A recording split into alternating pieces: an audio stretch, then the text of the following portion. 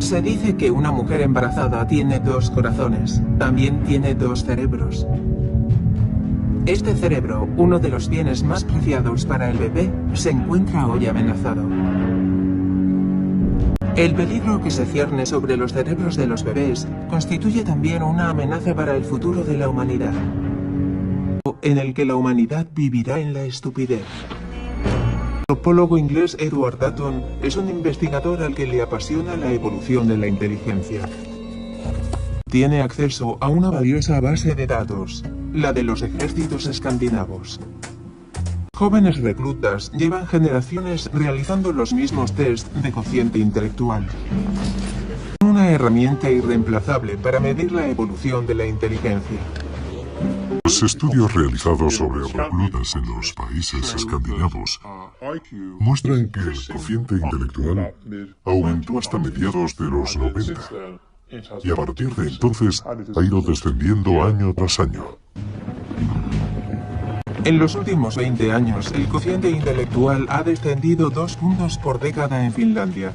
Las conclusiones alarmantes del estudio de Dutton, publicado en la revista Intelligence, son impactantes. La inversión de la curva de inteligencia no solo afecta a los países del norte de Europa. Los estudios realizados en colegios de Estonia o Francia muestran exactamente lo mismo. Es un hecho innegable. Para el investigador, nuestro futuro se perfila claramente. Cada vez somos más estúpidos. Ya está pasando. Y no va a parar. Deberíamos pensar en hacer algo. Si no hacemos nada, la civilización que se basa en la inteligencia irá en sentido opuesto. Y todo apunta a que ya está sucediendo.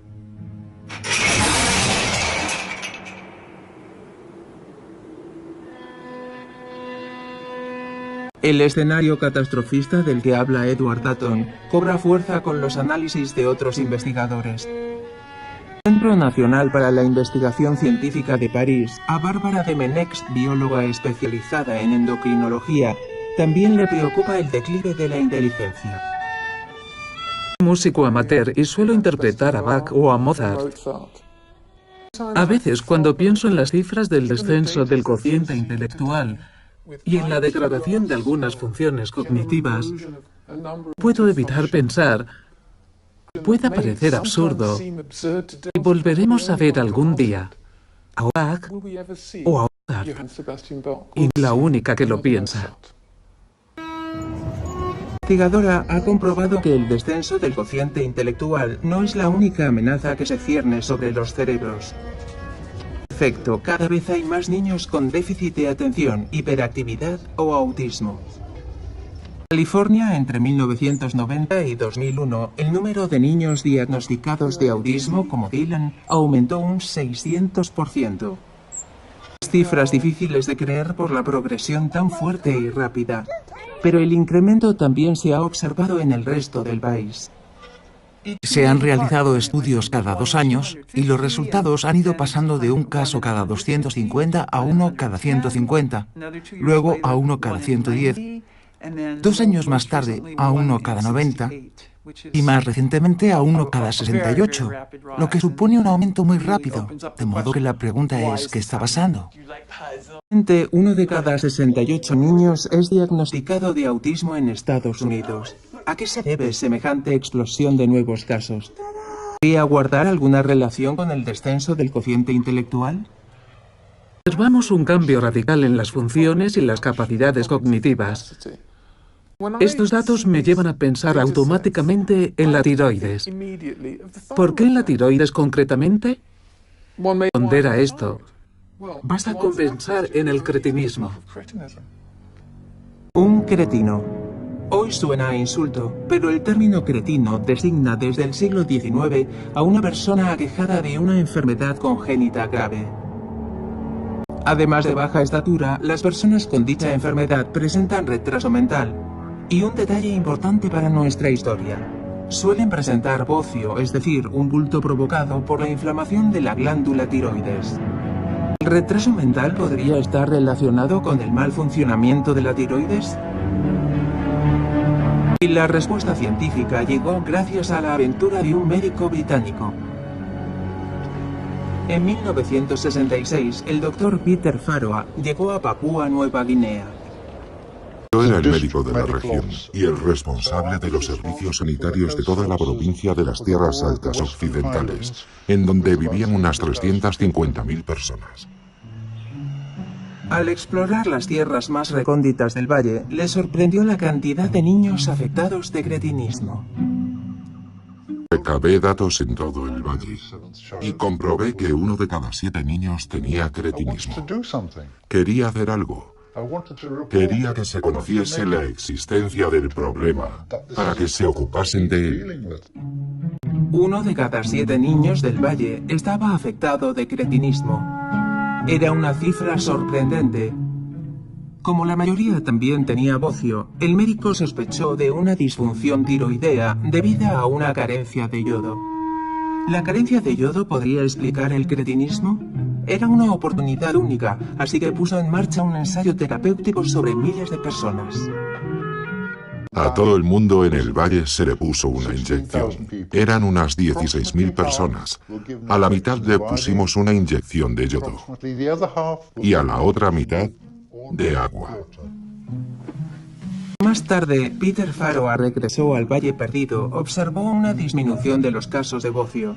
Su interés se centraba sobre todo en los recién nacidos.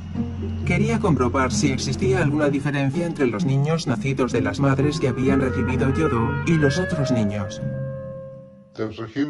Había una diferencia muy grande en el número de casos de niños con cretinismo entre ambos grupos. En el grupo de madres que habían recibido una inyección de agua, había 26 niños con cretinismo. En el grupo de madres a las que se había inyectado aceite yodado, solo 6. La diferencia entre ambos grupos era sorprendente, de modo que el yodo era eficaz en la prevención del cretinismo. Entonces, ¿cómo se explicaba el nacimiento de 6 niños con cretinismo en el grupo de madres que había recibido yodo? Peter Farroa consultó el registro de nacimientos y entonces hizo un descubrimiento fundamental. Esas madres ya estaban embarazadas cuando se les inyectó el yodo. Es que el bebé ha sido concebido y el embarazo está en marcha. Es demasiado tarde para suministrar yodo. Sí que el yodo es necesario para prevenir el cretinismo. Pero el estudio de Peter Farroa reveló también que todo comienza en las primeras semanas de embarazo. Esto es yodo. No solo es un gas muy bonito, también es un elemento muy importante. Sin él no pueden fabricarse las hormonas tiroideas y sin ellas el cerebro no se desarrolla correctamente. Cuando consumimos yodo en forma de sal yodada o de pescado, por ejemplo, la glándula tiroides lo fija para fabricar las hormonas tiroideas. Las hormonas llevan 3 o 4 átomos de yodo y son fundamentales para el desarrollo cerebral del futuro bebé.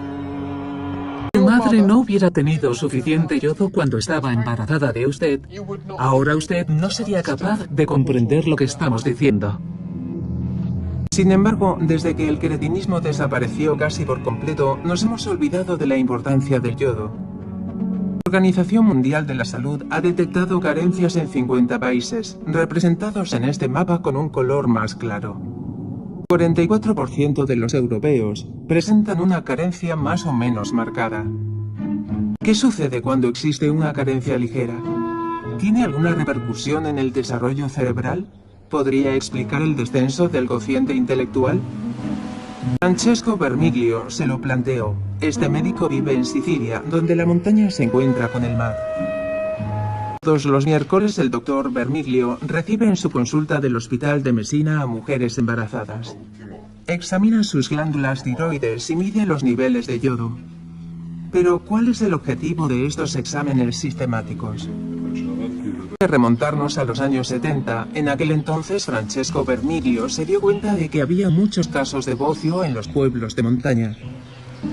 Realizó test de inteligencia a 719 alumnos y descubrió que el 14% presentaba un leve retraso intelectual. 14% presentaba trastornos neurológicos menores. Eran niños que parecían totalmente normales. Nadie podía notarlo. El 14% era increíble. ¿Qué pensó entonces? Lo único que se me ocurrió es que los déficits se debieran a problemas durante el embarazo de la madre. Vermiglio y su equipo realizaron el seguimiento de 2 grupos de mujeres embarazadas. Unas vivían en la costa y llevaban una alimentación rica en pescado y por lo tanto en yodo. Las otras vivían en pueblos aislados de montaña. Midieron los niveles de yodo y hormonas tiroideas durante el embarazo. Y luego hicieron el seguimiento de los hijos durante 10 años. Realizamos un seguimiento sistemático de los niños nacidos de madres con carencias de yodo y nos sorprendió comprobar que cuando los niños tenían entre 18 y 36 meses presentaban problemas de hiperactividad. Pero para poder establecer el diagnóstico tuvimos que esperar unos años hasta que los niños tuvieron edad suficiente para ir al colegio. El diagnóstico de déficit de atención e hiperactividad se ha confirmado en el 70% de los hijos de mujeres con carencias de yodo. Realmente es mucho. Vermiglio comprobó que existía una diferencia de varios puntos en el cociente intelectual entre los hijos de las madres con mayores carencias de yodo y los del resto de las madres. El de yodo de las madres repercute directamente en el cociente intelectual de los hijos. Muchos médicos no son conscientes del problema. Debemos enviar alto y claro el siguiente mensaje. Últimamente venimos observando una carencia de yodo en la población y las embarazadas son particularmente vulnerables. ¿Pero es la carencia de yodo la única responsable de los trastornos del desarrollo cerebral? Otra amenaza también invisible se cierne sobre la tiroides. En nuestro entorno hay gran cantidad de sustancias químicas que presentan una estructura muy cercana a la del yodo, tan parecida que están clasificadas en la misma columna de la tabla periódica de los elementos. Aquí tenemos la tabla periódica de los elementos, y aquí está el yodo. La carencia de yodo no es más que una parte de la historia. Nuestro entorno está lleno de bromo, cloro y flúor. Creemos que nuestro organismo los confunde con las hormonas tiroideas. Moléculas químicas fabricadas a partir de bromo, flúor o cloro poseen casi la misma estructura que las hormonas tiroideas, de modo que pueden ocupar su lugar en el cuerpo y perturbar el funcionamiento hormonal. Son los principales sospechosos de perturbadores endocrinos que afectan a la señalización de las hormonas tiroideas y al desarrollo cerebral.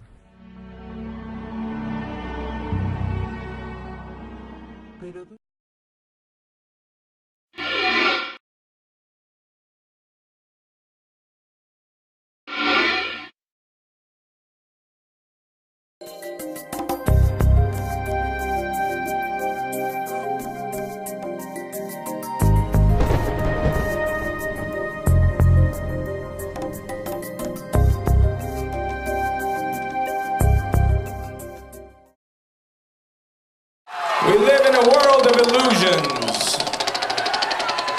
We see something, yet it doesn't exist. We breathe life, yet we aren't.